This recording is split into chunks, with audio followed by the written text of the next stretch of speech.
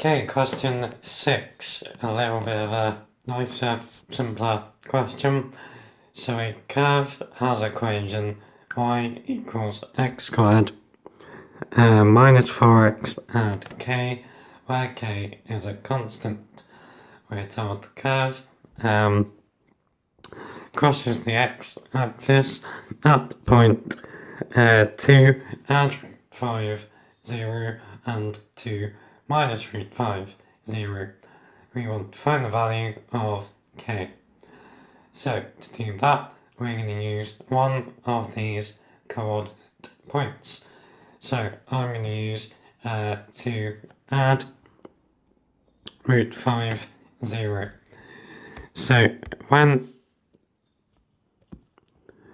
x is equal to add root 5, y is equal to 0. So that gives us 2 add root 5 squared minus 4 lots of 2 add root 5 and k is equal to 0. So now we want to solve that for k.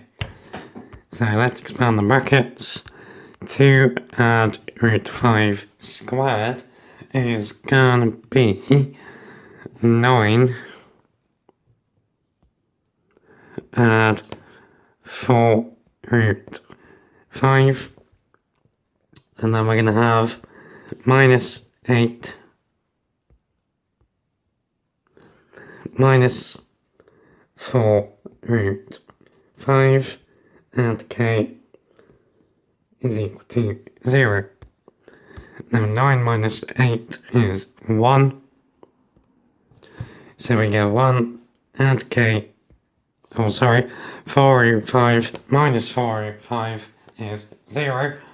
So we get 1 and k is equal to 0. So k is equal to minus 1. Cool. Okay, then part B wants us to sketch the graph of C.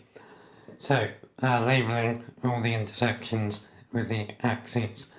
So we know that the x-intercepts are 2 minus root 5 and 2 plus root 5.